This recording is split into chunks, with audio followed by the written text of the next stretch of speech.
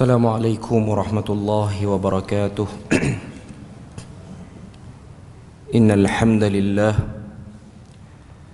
نحمده ونستعينه ونستهديه ونستغفره ونعوذ بالله من شرور أنفسنا ومن سيئات أعمالنا. من يهده الله فلا مضل له ومن يضلله فلا هادي له.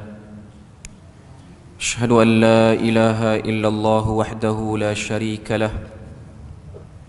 وأشهد أن محمدا عبده ورسوله. يا أيها الذين آمنوا اتقوا الله وقولوا قولا سديدا يصلح لكم أعمالكم ويغفر لكم ذنوبكم ومن يطع الله ورسوله فقد فاز فوزا عظيما. الحمد لله الذي بنعمته تتم الصالحات. ربنا آتنا من لدنك رحمة وهيئ لنا من أمرنا رشدا. اللهم آت نفسي تقواها وزكيها وأنت خير من زكاها أنت وليها ومولاها. Alhamdulillah, syukur pada Allah Azza wa Jal kerana dengan rahmat dan juga limpah kurnia yang Allah Ta'ala berikan, dapat kita bersama pada pagi ini. Kita menyambung lagi perbahasan daripada 40 kisah teguran Rasulullah sallallahu alaihi wasallam buat umat. Sambungan kita pada kisah yang ke-21. Kisah yang ke-21 ialah berkenaan dengan tajuk tuntutan atau anjuran untuk mengadakan kenduri walimah. Hadis yang dibawa sini ialah hadis diriwayatkan daripada Al-Imam Al-Bukhari daripada Anas bin Malik radhiyallahu anhu. Kata Anas bin Malik, anna Rasulullah sallallahu alaihi wasallam ra'a Abdurrahman bin Auf wa alaihi rad'u za'faran. فقال النبي صلى الله عليه وسلم مهيم. فقال يا رسول الله تزوجت امرأة. فقال ما أصدقتها؟ قال وزن نواة من ذهب. قال فبارك الله لك أولم ولو بشاه. Maksud hadis ni daripada Anas bin Malik. Kata Anas, satu hari Rasulullah sallallahu alaihi wasallam melihat seorang sahabat yang bernama Abdurrahman bin Auf. Abdurrahman bin Auf salah seorang sahabat Nabi yang termasuk dalam kalangan Asharatul Mubashirin bil Jannah, 10 orang sahabat yang dijamin syurga. Nabi tengok dia, sebahagian riwayat dia sebut Nabi tengok ni bila? Nabi tengok pada waktu subuh, selepas selesai salat berjemaah, waktu dah cerah tanah sikit. Ada sebahagian riwayat Nabi tengok ketika mana waktu petang, iaitu pada waktu asar. Tapi tak ada kepentingan pun pada pendetailan waktu itu, sebab itu bukan maksud sebenar daripada hadis tu. Cuma kata Anas bin Malik, Nabi melihatnya, iaitu melihat Abdurrahman bin Auf alaihi rad'u za'faran. Pada diri Abdurrahman bin Auf tu ada kesan daripada za'faran. Za'faran ni satu stigma bunga, yang mana bunga ni merupakan salah satu daripada herba untuk tujuan perubatan, dan juga digunakan sebagai bahan kecantikan pada zaman itu, dan juga untuk wangi-wangian. Nah, kalau kita tengok hari ni, antara tempat-tempat yang terbaik menghasilkan za'faran ni ialah daripada Dimashq. Dimashq ni di Syria sekarang, Damsyik lah. Yang seterusnya ialah di Turki, dan yang paling terbaik ialah di Kashmir, India. Ini yang paling terbaik. Dan dia ada, orang kata apa, ada nilai yang agak mahal lah pada za'faran ni. Cuma pada zaman tu dia digunakan untuk kecantikan dan juga untuk herba. Yang kalau kita tengok sekarang, kalau orang buat nasi mandi tu, dia ada warna kuning yang keluar daripada nasi, itu ialah mari daripada za'faran, satu bahan pada za'faran. Cuma untuk kes ni ialah digunakan untuk kecantikan, khususnya kepada mereka yang baru kahwin. Jadi Nabi nampak ada kesan warna kuning dekat muka dia dan juga dekat baju dia, baju yang dia pakai. Kesan daripada wangi-wangian dan juga kesan daripada pakaian yang dicelut dengan za'faran ni.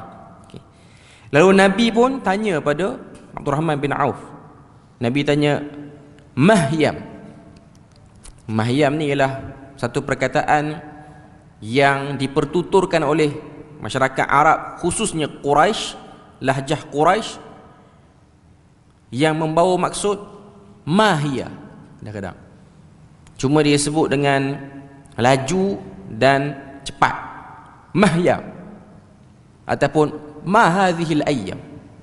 Hari ni apa dia? Apa cerita hari ni? Lebih kurang macam itulah. Lalu jawab Abdurrahman bin Auf, ya Rasulullah, tazawwajtu imra'atan. Wahai Rasulullah, aku telah berkahwin dengan satu orang perempuan. Maknanya dia kahwin, dia tak beritahu pada Rasulullah, dia kahwin dulu. Baru Rasulullah perasan. Dia kahwin dengan sebab tanda bagi orang kahwin pada zaman tu ialah adanya kesan za'faran pada bajunya dan juga pada badannya. Itu pada waktu itu. Kalau macam zaman kita ni, biasanya orang nampak pada inai di jari. Inai bagi perempuan ni tiada permasalahan yang besar lah. Cuma inai bagi lelaki ni dia ada sikit perbincangan. Yang pastinya inai yang dibuat kepada pengantin lelaki, biasanya orang buat 3 jari, biasanya lah bagi pengantin lelaki. Itu lebih pada budaya, tidak anjuran ataupun nak kata sunnah. Sebab ada dakwaan, ada ustaz kata dia sunnah, Nabi suruh berinai, dia kata tak ada pun, dia bukan daripada sunnah, tapi ianya budaya. Inai 3 jari bagi pengantin Melayu, dia bukanlah petanda kepada feminisme, bukan petanda kepada unsur keperempuanan pada lelaki itu. Tapi dia sebahagian daripada budaya. Tapi dia bukan tuntutan. Dia bukan tuntutan. Dia macam tepung tawar. Tepung tawar tu dia budaya dan dia ada unsur kesan daripada agama lain. Yang tu ada perbahasan lain sikit. Dan banyak lagi lah dalam bab nikah kahwin ni. Cumanya satu orang Muslim, dia cuba untuk buat sebaik mungkin seperti mana yang agama ajar. Itu jiwa orang Muslim lah. Kalau jiwa orang yang nak show off pada orang, dia bukan macam tu. Dia nak suruh orang tengok perkahwinan dia, ataupun istilah dia panggil wedding of the year. Itu biasa bagi orang.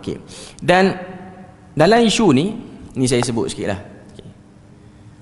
Antara golongan yang paling terbaik untuk menunjukkan contoh melakukan kenduri kahwin ialah mereka-mereka yang belajar agama, ustaz-ustaz, pelajar-pelajar dalam bidang agama ni. Waktu dia mendirikan rumah tangga, majlis perkahwinan itu akan menjadi contoh untuk masyarakat awam melihat, oh ini agama ajar, sebab dia orang belajar agama.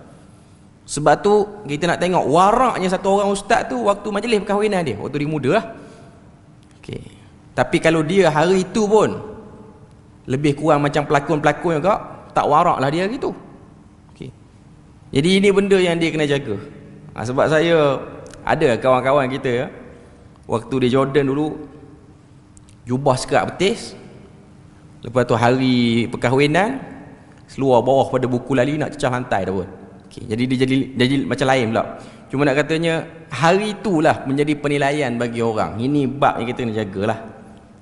Kalau dia tu orang yang tak diketahui sebagai orang yang belajar agama, dan sepatutnya satu orang yang Muslim, dia nak jaga diri dia supaya dia ikut apa yang dia ajar oleh Nabi. Saya taklah kata semua dalam budaya tu salah, tapi bila mana ada unsur keterlaluan, ataupun unsur-unsur yang bersifat eksklusif lebih pada orang, maka dia ada nilai-nilai yang mungkin boleh mengeluarkan daripada kerangka agama tu. Salah lah dalam erti kata lain, salah dari segi tanggungjawab kita sebagai orang belajar. Okay. Balik pada hadis ni, Abdul Rahman bin Auf kata, aku dah kahwin. Okay. Lalu Nabi kata, ma asdaqtaha, apa yang kamu berikan sebagai mahar kepada isteri kamu? Maka jawab Abdul Rahman bin Auf, wazna nawatin min zahab, iaitu aku berikan kepadanya sebahagian timbangan daripada emas. Maknanya satu tahil ke, istilah untuk timbangan emas, apa saja, gram ke, sekarang orang guna dinar emas ke apa sajalah, tapi dia bagi emas. Maknanya ianya ialah satu bentuk mahar yang agak tinggilah pada waktu itu. Maka Nabi kata, fabarakallahu lak, moga Allah Ta'ala memberikan keberkatan pada kamu. Lalu Nabi kata, awlim walau bisyah, buatlah walimah, kenduri kahwin, ada makan-makan, walaupun dengan seekor kambing. Bagi Abdul Rahman bin Auf, dia boleh buat lebih pada kambing lah kalau dia nak buat, sebab dia dah bagi mahar emas. Dia boleh buat 10 ekor kambing, 2 ekor unta, 10 ekor unta, 50 ekor kambing pun dia boleh buat, sebab dia memang orang kaya pun. Okay. Cuma Nabi nak sebut tentang isu memberikan mahar yang terbaik kepada perempuan, walaupun tidak diminta tapi lelaki tu nak bagi. Itu menunjukkan kebersediaan untuk bertanggungjawab. Okay. Jadi sebelum pada kita bahas tentang isu kaitan dengan kahwin ni, saya nak sebut beberapa perkara, khususnya pada zaman sekarang, zaman penuh cabaran ni, golongan-golongan muda terutamanya. Okay. Saya bukanlah orang yang suka sangat dengan kempen kahwin awal, dan saya bukan anti pada orang yang kahwin awal. Okay. Cuma perkahwinan itu perlu dilihat daripada banyak ruang dan sudut. Pertama, kita kena tahu pensyariatan berkahwin, ianya memang ada dan ia memang disebut dalam agama. Bahkan Nabi sebut, ya ma'syaras syabab man istata'a minkumul ba'ah, wahai sekalian pemuda, siapa-siapa yang ada kemampuan, falyatazawwaj. Tujuannya ialah lebih menjaga kemaluan dan lebih menjaga pandangan. Maknanya pada zaman itu, untuk mengelakkan satu orang lelaki ni, dia liar, dia fikir tak ketahuan hala, dia terjebak dengan benda tak sepatutnya, dia kahwin. Tapi adakah dengan memberi kahwin pada satu orang muda boleh menyelesaikan masalah yang berlaku pada realiti zaman sekarang? Saya tak cerita pada hadis tu, realiti zaman sekarang. Sebab ada orang, dia ada satu pemikiran simplistik, bagi je lah anak muda ni kahwin. Ada kes anak muda kahwin sebab dia tak bersedia. Dia belum bersedia untuk bertanggungjawab, tapi dia diberikan satu tanggungjawab untuk dia berkahwin, menguruskan satu orang perempuan, menguruskan antara dua keluarga. Dia tak mampu. Bukan kata dia tak mampu urus keluarga, dia nak urus diri dia pun dia tak lepas. Tapi kita suruh dia kahwin. Apa akan jadi? Dia menzalimi pasangannya dengan sebab dia tak mampu. Sebab kita kena tahu, budaya orang Melayu kita dalam bab perkahwinan, dia kurang konsep daripada ibu bapa sebelum pemuda atau pemudi tu kahwin. Kurang bimbingan. Bukan kata tak ada langsung, kurang. Biasanya bila sebut tentang kahwin, dibayangkan benda-benda yang sedap-sedap je. Tanggungjawab, prioriti bila mana bertembung antara kemahuan ibunya dan kemahuan isterinya tak diberitahu. Sebab hari ni orang ambil terlalu mudah dalam isu ni. Kahwin, akhirnya duduk dengan mak ayah, akhirnya dibeban pada mak ayah, sama ada mak ayah terasa ataupun mak ayah telah masuk campur pada urusan perkahwinan anak tersebut sehingga memberi gangguan pada menantunya. Ini bukan daripada matlamat perkahwinan tu, bukan daripada matlamat perkahwinan. Dan ini ialah realiti yang banyak berlaku. Sebab tu tak boleh bermudah-mudah mengatakan bagi je dia kahwin, lepas pada tu dia reti lah. No, bukan semudah tu. Jangan ada pemikiran simplistik seperti itu. Perkahwinan ialah isu ada rasa nak bertanggungjawab dan bersedia nak bertanggungjawab. Dia kadang-kadang sebahagian orang, waktu dia angau nak kahwin, dia rasa dia boleh bertanggungjawab. Dia dah kahwin, dia tak boleh bertanggungjawab. Sebab baru dia terkejut, gelombang dalam rumah tangga ni lain macam. Baru dia terkejut. pada waktu tu dia mungkin akan ambil jalan pintas untuk dia keluar pada masalah dengan dia meninggalkan pasangan dia, ataupun dia menzalimi mana-mana pihak. Sama ada dia menzalimi keluarganya ataupun menzalimi yang paling teruk ialah pasangannya, sebab dari segi keutamaan ialah pada pasangannya itu, sama ada belah suami ataupun belah isteri. Jadi isu tentang dalam hadis ni, pertama Nabi anjurkan untuk satu orang kahwin. Tapi bagi saya lah, untuk pandangan peribadi saya sendiri, dan pada realiti sekarang, satu orang tu, lelaki atau perempuan, dia nak kahwin, dia kena tengok kepada keperluan yang ada pada diri dia. Sebab tu hukum tentang kahwin ni pun dia berubah. Ada waktu dia wajib, ada waktu dia sunat, ada waktu dia harus, ada waktu dia haram. Dia tidak ada hukum yang fix wajib semata-mata. Dia sunnah, tapi dia terpayung dengan 5 hukum taklifi. Dia akan jadi haram bila mana dia ni satu orang yang memang clearly menzalimi orang. Dia tak boleh kahwin walaupun keinginan kahwin dia tinggi. Sebab tu dia ada satu term dalam fiqh ni, satu orang, khususnya lelaki yang nak jadi suami ni, kalau dia masih lagi belum ada kemahiran menguruskan kehidupan, dia tidak ada keahlian untuk berkahwin. Cuma saya malas sebut terma tu, sebab terma tu kadang-kadang bawa maksud yang negatif dalam masyarakat kita, iaitu disebut sebagai safih. Safih ni maksud dia apa? Safih ni bahasa Melayu bakunya bebal. Dia bukan tak sekolah, dia bukan tak reti, tapi bagi satu masalah dia tak boleh handle. Bagus, dia dari segi luarannya bagus, mudah tolong orang apa semua, tapi dia berhadapan masalah, dia kira nak lari apa semua, dia masih lagi belum berkeahlian dalam bab ni. Sebab dia kurang konsult. Sebab tu nak berpada dengan kerajaan kita buat kursus kahwin, baguslah, benda tu bagus sikit, tapi dia tak cukup sekadar tu saja. Sebab tu anak lelaki dia perlu dididik dengan memberi tanggungjawab daripada usia yang awal, supaya dia ada satu latihan, waktu dia berhadapan dengan masalah dalam rumah tangga, dia boleh handle dengan cara yang paling terbaik. Dia tak menggunakan veto dia sebagai seorang lelaki dan tidak menzalimi pasangan perempuan yang kadang-kadang menjadi mangsa terhadap sikap yang tengok sebelah saja. Ini benda yang kita kena sedar. Dia bukan hanya tak apalah orang muda bagi dia kahwin, tak apalah dia sibuk kerja, nak bagi dia ada teman, bagilah. Sebab ada orang dia kerja dan dia tak pandai lagi manage culture work dia tu, akhirnya perkahwinan lagi mengeruhkan keadaan berbanding dia tak kahwin. Sebab tu saya tidaklah prejudis pada orang yang terlalu lewat tak kahwin. Ada sebab-sebab yang kita kena dengar lah daripada dia, sebab dia melihat kepada suasana. Jangan kita banding dengan 40 tahun dulu, 50 tahun dulu. Orang selalu buat cerita, alah ayah saya kahwin umur 18, mak saya umur 14, elok je dapat anak. Ya, tapi dia punya cabaran zaman itu tak sehebat sekarang. Sekarang dia ada smartphone, zaman dulu tak ada. Saya tahu sebab ayah saya sendiri, almarhum ayah saya, dia kahwin umur 18 dan mak saya umur 14.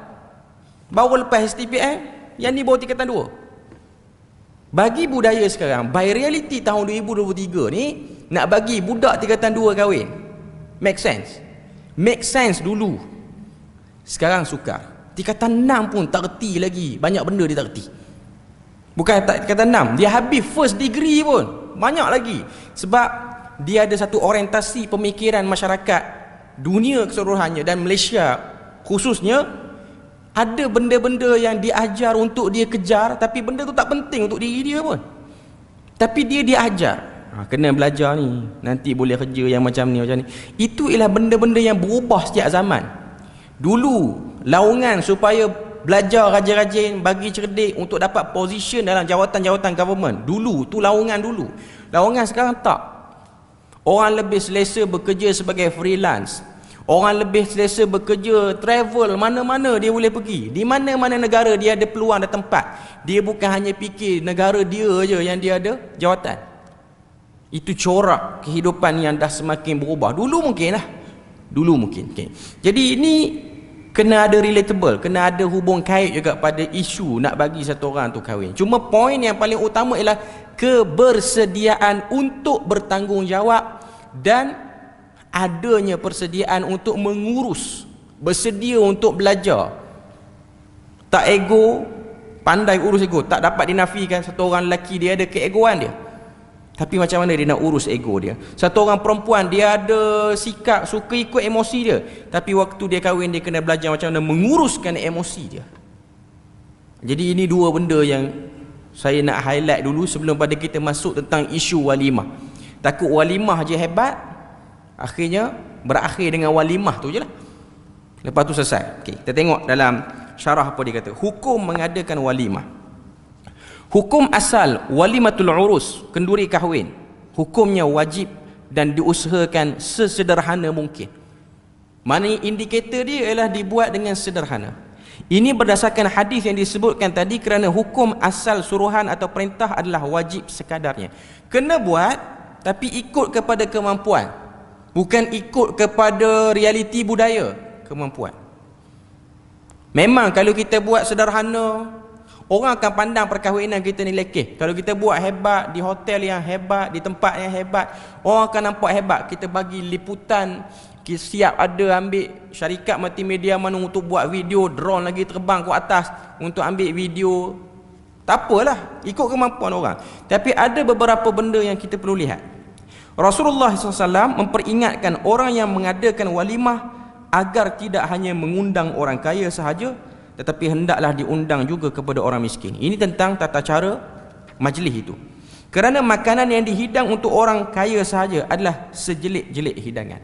Maknanya seburuk-buruk hidangan. Memang tak dinafikan ada majlis perkahwinan macam ni.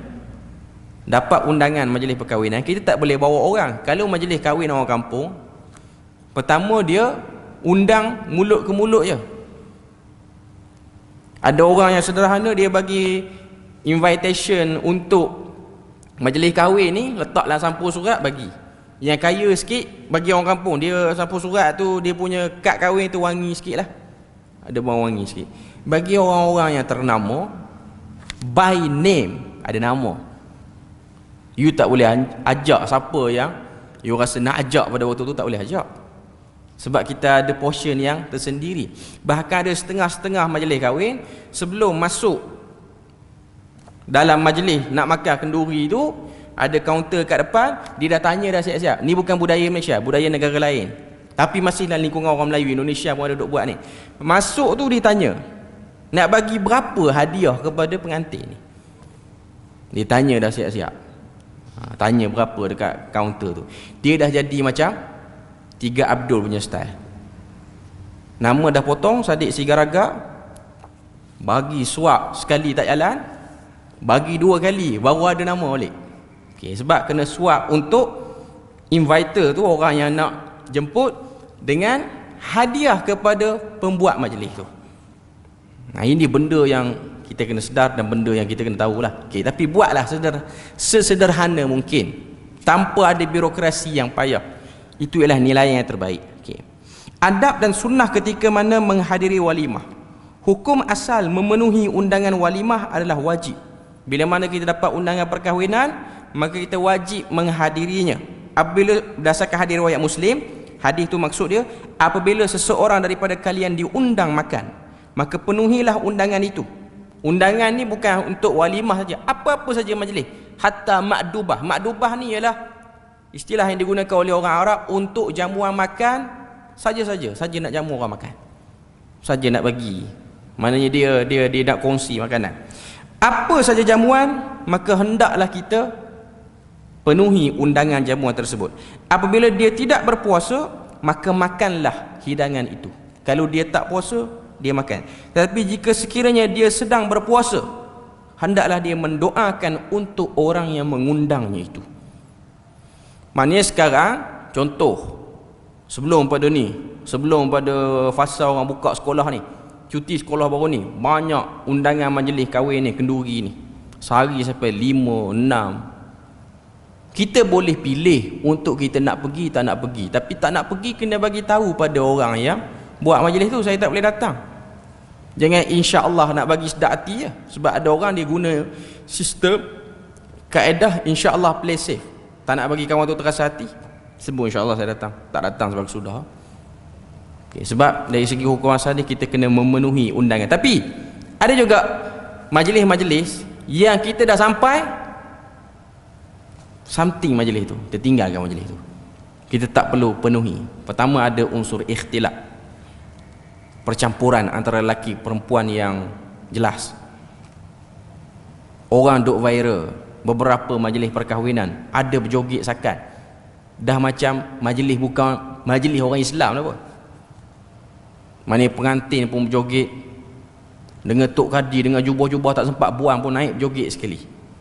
Yang ni tak payah tuan-tuan. Sedap lagu mana, makanan pun jahanam kita pergi. Tambah kita orang masjid, orang yang melazimi majlis ilmu ni, tak payahlah pergi tempat macam tu. Pergi makan dekat lain, belanja sikit pun tak apa.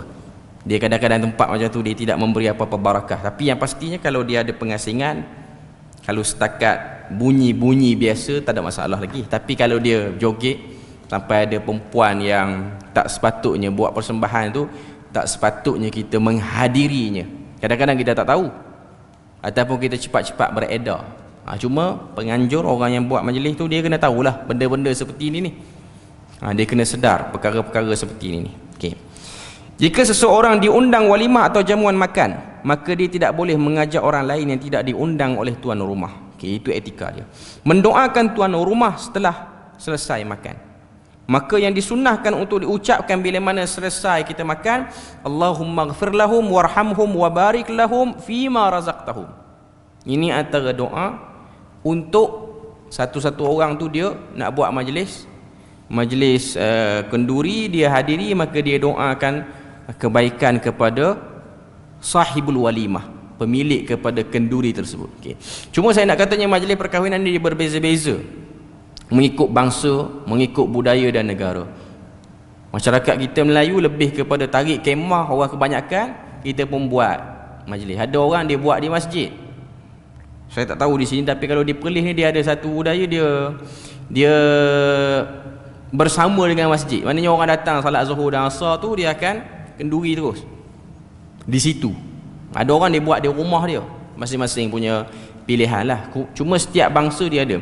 Cuma pengalaman saya pergi majlis kahwin orang-orang Arab waktu belajar dulu ni, Arab yang Muslim, sebab di Jordan ni dia ada Arab yang bukan Muslim, Kristian. Yang Kristian ni macam pula. Yang Muslim, majlis kahwin dia lelaki-lelaki saja, tak ada perempuan langsung. Perempuan ada majlis dia, tapi dia buat tempat lain, tertutup. Memang tak akan bertemu. Memang kita tak boleh bawa pasangan untuk satu keadaan, tak boleh, dia pisah. Ini Arab Syam. Kalau Arab Khalij, negara Teluk ni, UAE, Qatar, Saudi, yang ni lagi terasing untuk orang perempuan. Seakan-akan tak ada. Waiter pun semua ni yang bagi hidangan ni semua lelaki semua. Tonton tengoklah video orang Arab kahwin semua, dia orang duk buat video, memang tak ada perempuan, melainkan semuanya lelaki. Sebelum masuk, tapi majlis kahwin orang Arab ni dia nak boleh makan tu lambat sikit. Kita Melayu ni pukul 11 pergi tu dah boleh makan. Arab ni tak boleh makan lagi, kena duduk atas kursi. Orang tuang kopi dulu, kopi pahit yang cawan kecil tu. Lepas pada tu ada orang duk bersyair dulu dekat dengan 2-3 jam. Jadi kalau kita nak pergi, pastikan makan dulu sikit, jangan tak makan apa-apa. Dia bukan macam orang Melayu. Orang Melayu dia memang dah fikir, hari ni jimat tak payah masak, boleh makan. Itu Melayunya style. Okay. Arab no. Arab makan habis tu satu keaiban. Ni Jordan punya style lah. Pertama, letak talam makan berdiri. Kita dah lain macam lah.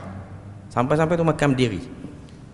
Dia letak macam tungku kaki 3 tu, sama tinggi dengan pinggang ataupun dekat dengan perut kita ni, makan berdiri. Lepas tu dia ada etika dia. Tapi etika ni bukan sunnah. Etika bagi budaya dia orang. Dia orang letak dengan susu laban style Arab tu lah. Susu tu yang dicairkan, dia curah untuk kuah atas nasi tu, makan sambil berdiri. Kepal macam ais kepal lah jadi nasi tu, suap dalam mulut. Jangan makan habis. Makan habis penghinaan pada tuan rumah. Maknanya tuan rumah tak cukup duit nak bagi makan orang. Itu adab dia. Makan tak habis bagus, makan habis tak bagus. Tapi dia bukan sunnah lah, itu etika saja. Ataupun sebelum pada tu lagi, dia menembak dulu. Ini Thailand dia duk buat. Kan dia sebelum masuk majlis kahwin tu, semua buka bonet kereta, keluar M16 apa semua, ingat ke nak perang ke apa. Tembak ke atas udara dulu. Ada kes peluru tu tersasar kena pada orang mati pun. Tu di Jordan punya style. Cuma kita tak buat lah, Melayu tak buat macam tu sebab kita tak boleh pakai senjata api tempat kita ni. Cuma Arab dia orang ada dari segi kabilah dia. Cuma nak katanya itu by budaya saja, tak ada masalah. Ada setengah-setengah masyarakat Arab yang agak mutadayyin, belum masuk dalam kemah tu, dia suruh kita basuh tangan dulu. Bukan basuh tangan sebab nak makan, dia nak kumpul air tu, takut-takut kita takjub dengan pengantin tu. Oh, kemah hari ni pengantin pakai baju, kena air, kawan tu pensan tak sedar, air tu akan digunakan sebagai ikhtiar pengubatan bagi pengantin yang kena ain. Itu sebahagian lah, tak semua masyarakat Arab buat, tapi sebahagian ada duk buat. Melayu dia tak kisah, kena ain pun peduli pilah, tibai pilah, nak puji pun pujilah, nak puja pun pujalah. Akhirnya kawan tu sakit, kawan tu bergaduh dengan pasangan baru dia. Mungkin boleh jadi kerana benda-benda macam tu lah, mungkin boleh jadi, tapi ini nilai-nilai dia ambil lah. Cuma yang paling terbaik, tidak ada unsur ikhtilaf, itu yang paling terbaik. Okay. Isu seterusnya ialah kewajipan mahar. Mahar atau mas kahwin. Dalam masyarakat Melayu, mas kahwin dengan duit hantaran. Kebanyakan orang yang faham agama, dia gabunglah benda ni. Hantaran dan mas kahwin benda yang sama. Ada sebahagian orang yang masih lagi nak ikut tradisi, dia asingkan mas kahwin lain, hantaran lain. Mahar atau mas kahwin adalah pemberian oleh seorang lelaki kepada seorang wanita atas sebab berlakunya akad nikah. Kita bagi sesuatu untuk perempuan itu, dan ianya hak milik perempuan tu, bukan hak milik yang dia boleh kongsi dengan mak ayah dia ataupun mana-mana orang, melainkan dia nak beri atas kemahuan peribadi dia. Dia yang nak bagi pada mak dia, bukan mak dia yang dah minta bedak dua. Bukan, maknanya dah tahu mas kahwin contoh 20,000, 10,000 ni aku punya, tak dapat lagi, tapi dah beritahu yang ni tak boleh. Perbuatan tu salah dari segi syariat. Ia juga disebut dengan perkataan sadaq, nihlah ataupun faridatul ajr. Itu sebahagian istilah lah. Adapun jumlahnya diwajibkan mengikut setiap negeri seperti yang ditetapkan. Maknanya setiap negeri dia ada ketetapan. Penang saya tak tahu, Perlis pun saya tak ingat sangat berapa, Terengganu apa semua dia ada ketetapan dia minimum berapa. Ini ialah petunjuk indikator kepada kebersediaan untuk berkahwin dan adanya ba'ah. Sebab dalam hadis Nabi sebut ba'ah maksudnya kemampuan, ada kerja, ada ma'ash, ada sara hidup yang dia boleh jamin untuk dia meneruskan kehidupan rumah tangga dia lepas daripada itu. Itu ialah petunjuk kepada satu orang lelaki tu, dia try hard lah untuk dia dapatkan benda tu. Cuma jangan melampau, itu saja, jangan melampau. Dalam masyarakat Arab, khususnya Arab Yaman ni, dia ada satu kabilah nama dia Himyar. Sekarang pun dia wujud kabilah ni. Himyar ni terkenal dengan budaya memurahkan mahar perkahwinan anak perempuan dia orang. Ini ada satu kabilah di Yaman nama dia Himyar. Lagi murah lagi dia orang bangga. Contoh, 1 rial Yaman. 1 rial Yaman ni 1 sen pun tak sampai sebenarnya. Sebab 90 rial Yaman RM1 kita. Duit Yaman ni murah lah. Bukan 1 rial Saudi ni, rial Yaman ni 90 rial Yaman ataupun 100 rial Yaman RM1 kita. Dia macam duit Thailand lah, dia ganda, ataupun rupiah dia ganda sikit. Okay. Jadi Bani Himyar, dia orang kahwinkan anak dia orang tak lebih daripada 10 rial Yaman. Sen lah kata-kata, berapa sen, tapi dia orang bangga. Tapi syarat dia yang jadi payah. Sebab apa? Sebab dia orang mensyaratkan pengantin itu mesti ada hafalan Quran yang agak banyak juga. Dia macam tu punya style. Sebab dia mengikut kepada hadis Nabi tentang satu orang sahabat tu, dia maharkan isteri dia dengan hafalan Quran dia. Sebab tu terkenal cerita satu orang tokoh besar di Yaman, ahli hadis, iaitu Syekh Muqbil bin Hadi Al-Wadi'i rahimahullah, dah meninggal. Dia ada satu orang anak perempuan dia ni aktif dalam bab tahqiq kitab. Ummu Muhammad nama dia. Okay. Nama betul dia saya tak tahu, tapi nama samaran dia Ummu Muhammad. Ummu Muhammad ni dikahwinkan dengan anak murid Syekh Muqbil yang paling rapat, iaitu Yahya Al-Hajurri. Sekarang masih lagi hidup. Yahya Al-Hajuri ni jadi menantu kepada tok guru dia. Mas kahwin dia ialah hafalan Sahih Bukhari komplit. Pendengarkan depan ayah mertua dia, semua okey, 7,000 hadis tu semua okey, kahwin tanpa ada apa-apa bayaran. Dan itulah yang diminta oleh bakal isterinya. Sebab bakal isteri dia pun orang ada ilmu juga dan orang yang bergiat aktif dalam bidang ilmu. Yang ni tak murah, tak bayar apa-apa, tapi berat juga, tak mampu nak buat. Tak mampu nak buat. Kita ni baca kunut pun dah ketak kepala dah kan. Okey.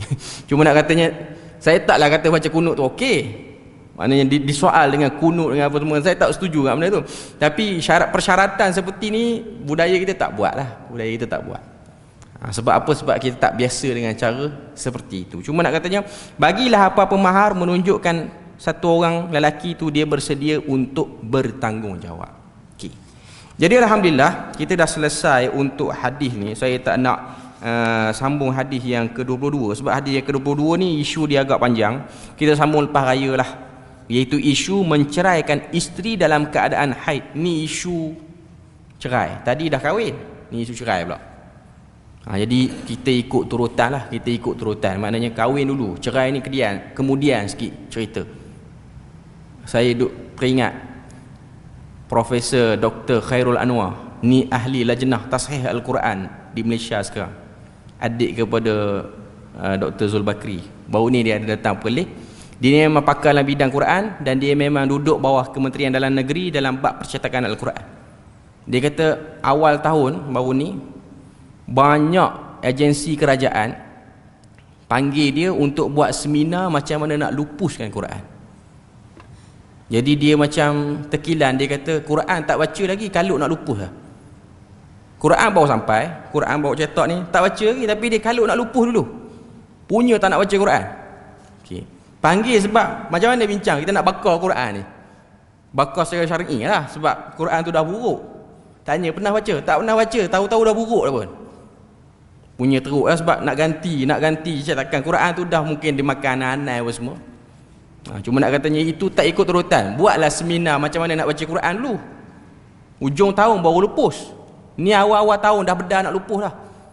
Jadi kita baik turutan lah. Nak cakap bab satu-satu benda ni, kahwin dulu. Lepas tu baru cakap tentang isu perceraian.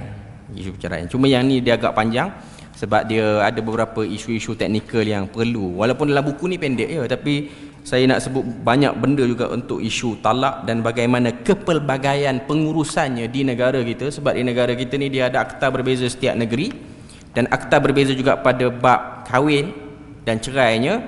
Cuma kita cerita akan datanglah, cerita lepas daripada Ramadan ni, lepas daripada Syawal ni, kalau ada kesempatan untuk kita sambung balik. Jadi kita berpada situ je untuk pagi ni. Moga Allah Ta'ala beri rahmat dan berkat. Subhanakallahumma wa bihamdik, asyhadu an la ilaha illa anta wa astaghfiruka wa atubu ilaik. Wassalamualaikum warahmatullahi wabarakatuh.